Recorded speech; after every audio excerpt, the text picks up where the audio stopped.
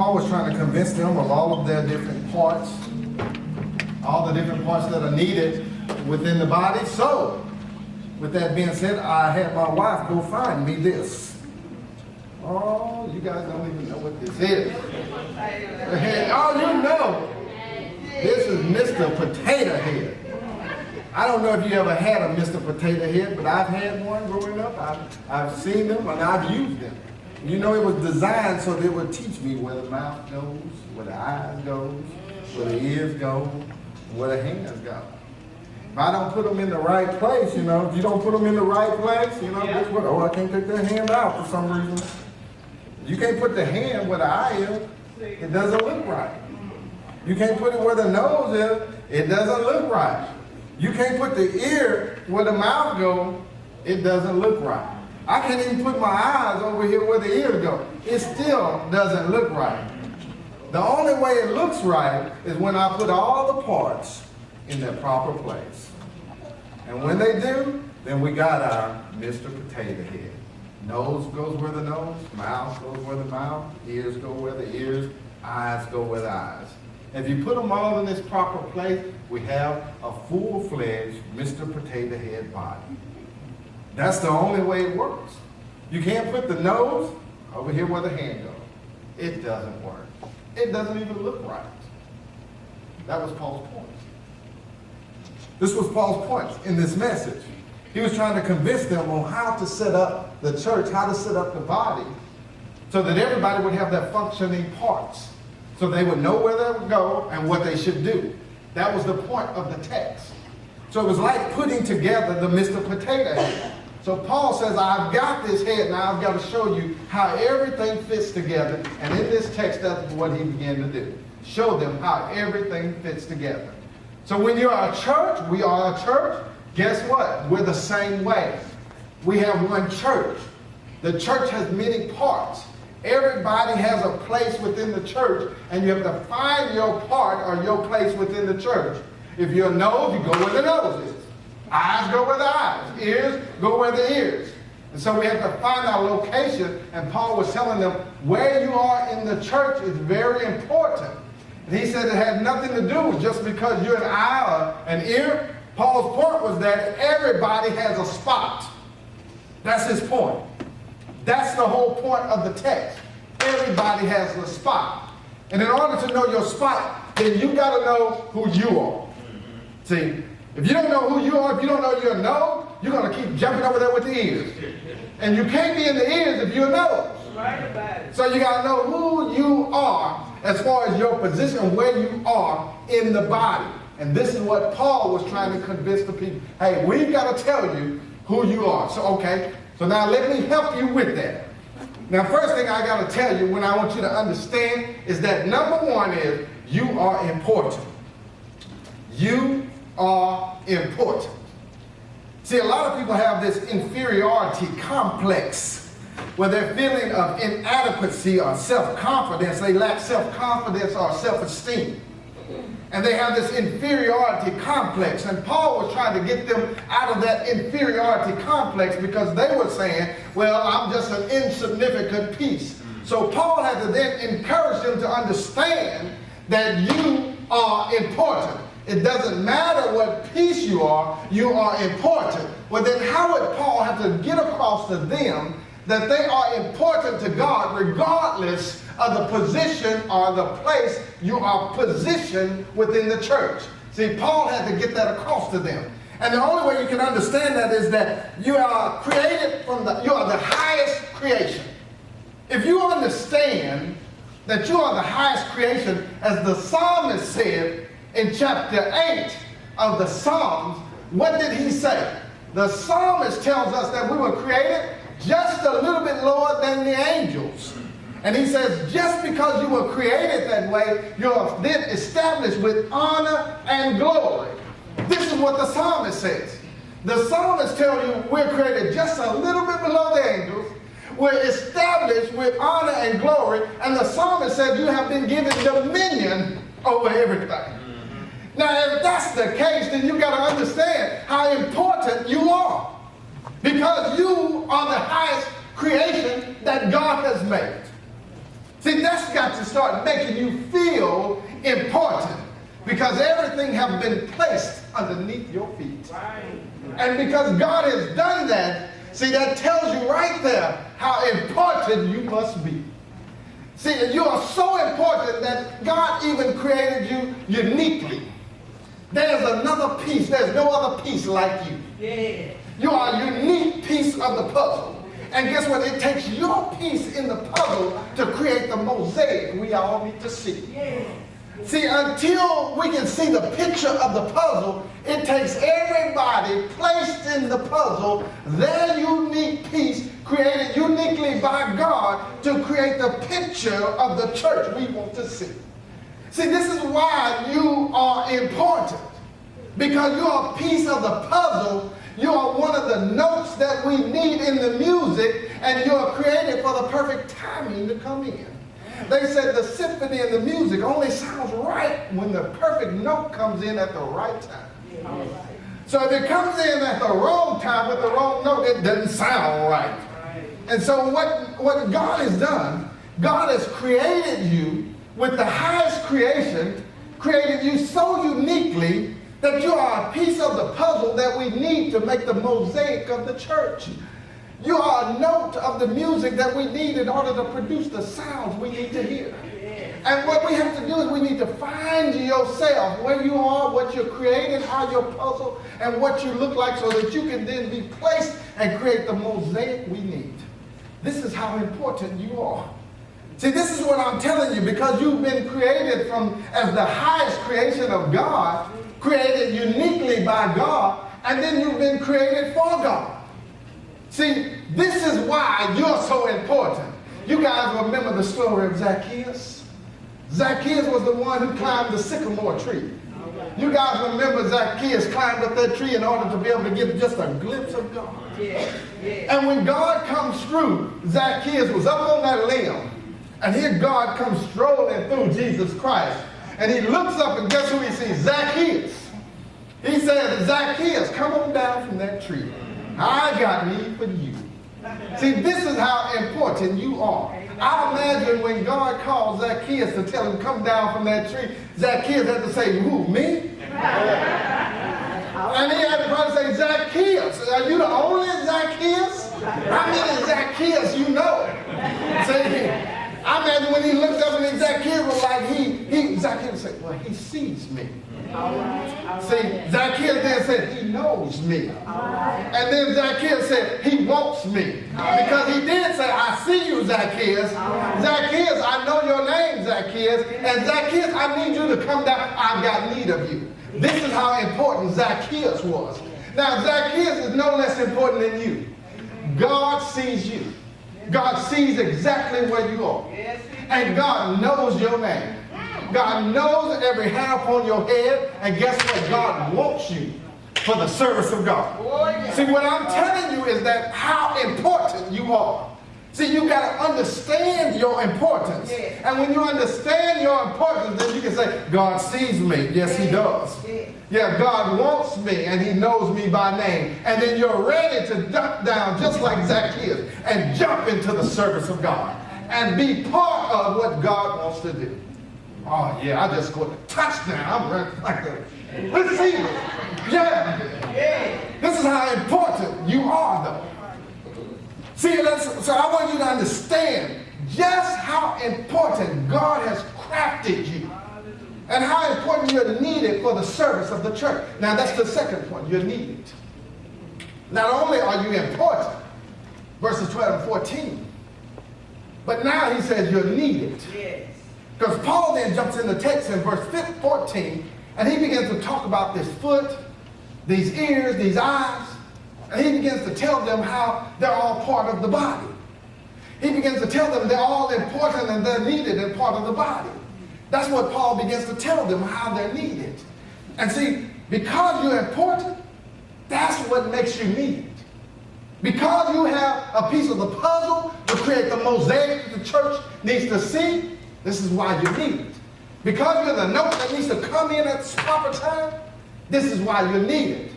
Because you are the highest creation that God has created, everything is underneath your feet, created less than the angels, with all that glory bestowed upon you as the Son. This is why you need it. Because God sees you like he did Zacchaeus. And he knows your name like he did Zacchaeus. And he wants you to come into the church. This is why you're needed. And the church needs you. And if you look at our board on the way out, guess what? Look to your right, you'll see all kinds of things that the church needs. And right here in the church, we have everything we possibly need to create and establish everything the church needs to do. Every resource is in here, whether you believe it or not. That's right. It's here. And it's ready to be used. It's just a matter of releasing it. Those resources are right here and available to be used within the body. We have everything we need to accomplish all of the work that God would have for us. But the problem is sometimes the resources are held up, they're not released. See, I know because, hey, I was over in Israel. And when I was over in Israel, I traveled along the Jordan River. You stick with me. I traveled along the Jordan River. And at the top of the Jordan River was the Sea of Galilee. And in the Sea of Galilee, when I was there, guess what? They had fish in the water. They had vegetation going around it. Birds were flying over it. People were in the water swimming. They had animals coming by drinking. All of this was at the Sea of Galilee. And then you flow down the river. As I followed the Jordan, I got to the other end. There was another sea down there. Two seas connected by one river. At the other end of the sea was called the Dead Sea. Now in the Dead Sea, nothing lived. Nothing would survive. There was no fish, no vegetation. Only thing there was is deadness. Nothing could be found there. I said, what makes one alive? What makes the other dead? All connected by the same river. How does one live and one die? And then I looked at it and I said, oh, over here at the Sea of Galilee, it releases the water. It flows out. And when it's released, it goes down all the way over here to the Dead Sea. The Dead Sea, all it does is receive. Just take it in. And that's all it does. And it's dead. It becomes stagnant. No good, no use. See, so my question is, which sea will you want to be? See, what you've got to do is be able to release the gifts that God has given you. And when you release those gifts for the pouring out for the kingdom of God, you become like the Sea of Galilee. Something live with vegetation. People feed off you. See, but if you don't, if all you do is say, I just want to get and receive, sooner or later you're going to become stagnant like the Dead Sea. Sooner or later everything runs into you. Yes, it does. But the sea was dead. Nothing lived, nothing grew there. Because nothing was flowing. No life at all. See, that's the thing is, you are needed. You're needed to release the gift that God has given to you. You're needed to be that piece of the puzzle to create the mosaic. This is why you're needed. God said, you're needed to do that. And in order to do that, you have to be giving, releasing those things to be used. If not, and you just receive, you're going to be a dead sea. That's all you're going to be. You're going to be walking around stagnant and no use for anybody, and you just don't really know it. That's the bad part. Because you think I'm just getting. Oh, no. Sooner or later, you're going to have too much salt in there. And the moment you do, oh, no, you're dead and you're stagnant at that point. And see, to be given, you got to understand, but you also got to eliminate this long ranger mentality. See, sometimes we want to serve, but we want to do it as a long ranger mentality. Have you noticed the church normally take pictures as a group? Don't that tell you something? And see, when you try to do that long ranger mentality, yeah, I want to, but it's going to be on my way. Well, I want to do it because I'm a Lone Ranger. Lone Ranger still needed Tonto. Still needed Tonto. As I saw that. And Tonto was the one saving him all the time when I looked around. So you got to eliminate this idea of the Lone Ranger mentality. I was reading in a leadership journal and it was talking about serving. You know, in the leadership journal, it said in serving that a lot of people serve because they are codependent. In other words, they're serving to be selfish, which creates this long-range mentality. In other words, they're serving so that they can get back the emotional and feel the emotional desires and needs that they themselves have. And so then they serve so that that person or entity becomes codependent upon them, and it makes them feel good. I said, oh, that hurt. And I said, why? And then they said in the journal, it says those people that do that, what it does is stifles the growth of everyone around you. Actually, they become the Dead Sea because they kill everything else, because they don't allow anybody else to grow and thrive. Because you have to be codependent upon them. I said, oh my goodness. This goes back to my Dead Sea. I said, see, so you got to be able to decide, who are you serving for? For you or for God? Who do you give? Is it for God? Or is it to make yourself feel good? So you got to decide and look within and say, why am I doing what I'm doing? Is it that I want to serve God? Or what? So this is why I'm saying you're important, but you're needed. Because you're the piece, you're the note that comes in at the right moment. And see, because you're needed, you affect and infect the body.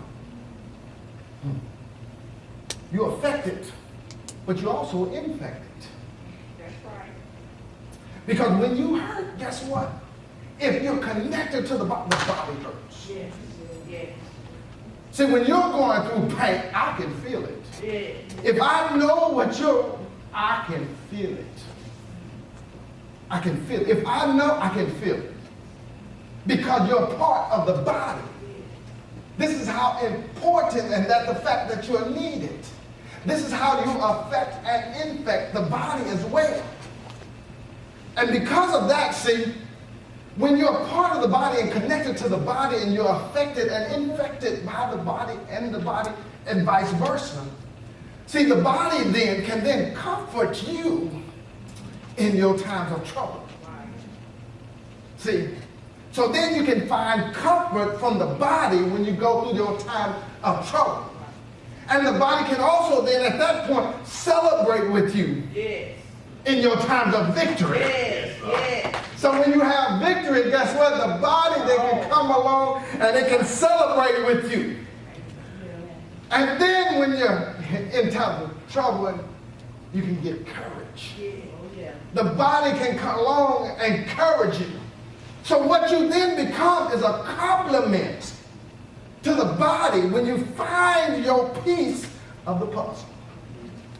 And the mosaic is painted with you in it. It shows the importance that you have and the fact that you are needed. And so when you pull yourself out of the mosaic, it hurts the whole picture. Because the picture is missing a piece. And that piece is you. Because that piece is missing and been pulled out, you now have affected the mosaic. And the symphony doesn't sound as good. See, so it needs all of that to be part. And this is why you're so important, and this is why you're so needed for the church. You know, I went to the university. I was coming out of junior college. I went to the university. When I was going to the university, I came on campus. I ran into an old friend of mine. We had played football against each other in high school. His name was Larry Simmons. He went on and played for Arizona Cardinals, and he was running back in the NFL. He ran into me. He said, hey, man, I was talking to him. I was asking about the school and everything. He said, man, everything's going great. He said, but, man, I don't know if I'm going to be running back. I'm like, man, Larry, you good, man. You really, really good.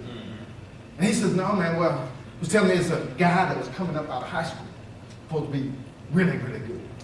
Said, man, he done broke all kinds of records. Said, this guy's coming, man. This guy's supposed to be good.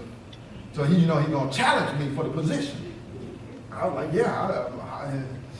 He said, you asked me, you gonna come? No, I ain't going out there, Larry. No, bro. Oh, last time, them boys big. I said, no, I'm not doing that. And then he said, well, this guy's coming. And he said, but you know what happened? Something happened to him. I said, well, what happened? He said, he asked me, you remember how we used to haul that puckwood back there in East Texas? And if you don't know what puckwood is, you cut down trees, you put them on the trucks. You guys don't know what puckwood is, but that's what we did. Larry would say, we hauled that puckwood. He said, you remember when we hauled that puckwood? I remember when y'all hauled that puckwood. I was watching. Mama told me that was dangerous. And I was listening. That's one time I was listening to Mama. She said, danger zone. So I didn't do it. But he said, while he was hauling that puckwood, he said, guess what? They had a freak accident. Lost his big toe. The running back, the star running back. Supposed to be one of the best, lost his big toe.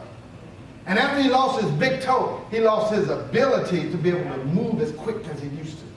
He lost his agility to do things as well as he used to be able to do it. So he wasn't as fast, he lost everything. All because of a big toe. Now we say that wasn't all that important, but it was. He needed that big toe. You think that's it, a big toe wouldn't affect him that much, but a big toe affected him that much. He probably didn't go to the NFL because of a big toe. And you see, my point is, you might be the big toe for this church. You might be that piece that keeps us from running as fast as we could, jumping as high as we can, moving as quick as we should. You might be that big toe. But you've got to understand how important you are. And understand the fact that you are needed for the body, for the mosaic to be complete. You got to understand that. Paul was trying to get that across to them to understand what they are as part of the church. Lastly is that you are attractive. See, he says in verse 22 to 26, that's a beautiful discourse because it's a contrary to what was said before. And he starts out in verse 22 and says, on the contrary, transition in thought. He begins to tell them in this verse, if you read it in the Greek, it would say something to the fact that you guys are really attractive. It would say that. And he says, what makes you attractive is that you're a lesser part of the body. And because you're a lesser part of the body, he says, God then bestows or heaps more honor and glory upon those that are so unattractive to make them look really good. That's the context. And he says, those that are unattractive, he wants to make them look really good so that those that look really good, he said, they don't need as much honor because the ones that are unattractive, they need more so that they would be built up and everybody would be the same. His point is that it would create the attractive look that everybody would see. That's the point of the text. And listen, scientists say this about attraction. Let me tell you this. When I was reading, I said, I need to go find out what makes them people attractive. Scientists say it's not about how good you look. And it's not even about your personality that makes you attractive. Man, I was reading this text, I was going, this guy crazy as all get out. But then he says in the article, it says, it wasn't about the beauty or the way you look, it wasn't about the personality that makes you attractive. But in the article it said this, it said, what makes somebody as attractive is whether or not they can produce offspring. Oh, let me go back up. It said whether or not they can produce offspring. That's good.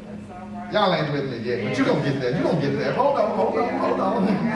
He said whether or not they can produce offspring. So then I thought about that. I said, well, let me put this to my own life and apply it. I started thinking about my wife.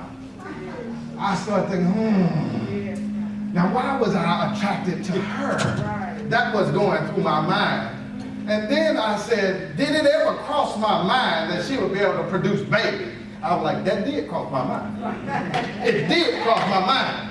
I was saying, oh, what the baby's gonna look like, see? That crossed my mind. So I was saying the surgeon, he said he might have had something right here. I said, well, I started to review it. I said, oh. I said, he got me right there. He got me because I did think about it. And then, you know, as she began to have these kids, and I go, oh, whoa, slow down now. These kids turn out like, baby, slow it.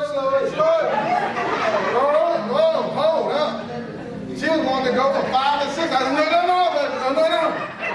I done seen these first 3. No. So we stopped. No, can't have any more about that. See, all of us at some point or another, we felt unattractive and unwanted. We probably felt that way at some point or another. We've all felt that way, and how did we deal with it? We probably built protective walls and shields around ourselves. When we felt this way, unattractive and unwanted, we built these shields and protect ourselves. Right. We either build them through our careers, through our children, self-indulgence, isolation, pulling back from people, when we felt unattractive and unwanted. Paul was telling them, he was trying to convince them that said, you are attractive. And at our core, we desire to be loved and respected. At our core, we desire to be attractive to others. That's at our core. See, that's what we really want. That's what we really want within our core. Let me tell you about this. The story. 3 people, Leah, Rachel, and Jacob.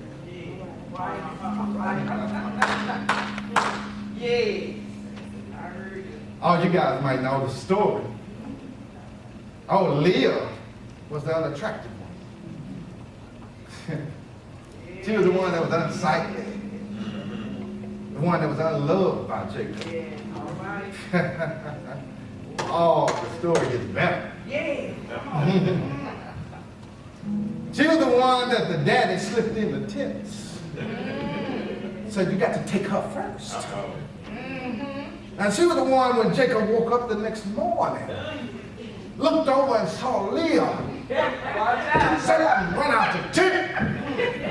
Laban, you tricked me. Now Rachel. She began to have children. Yes, she did. She began to hide her fact that she was unwanted and unloved behind her kids. Oh. Isolating herself, pulling back from Jacob. Producing the offspring that would make her look good.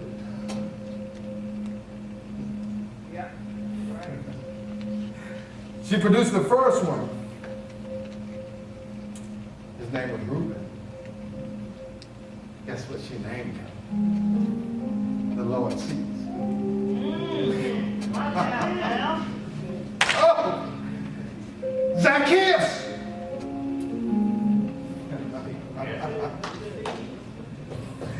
She produced the second one.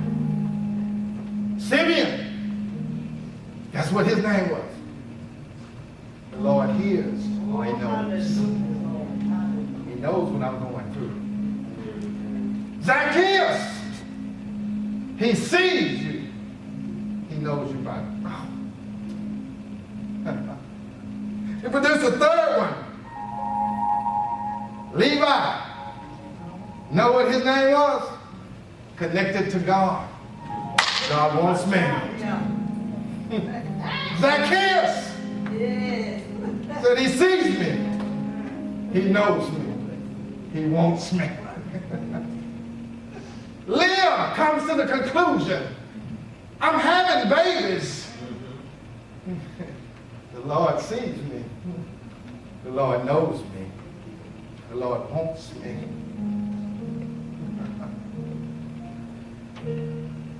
Now she's attractive. She wasn't attractive to Jacob, but she was attractive to God.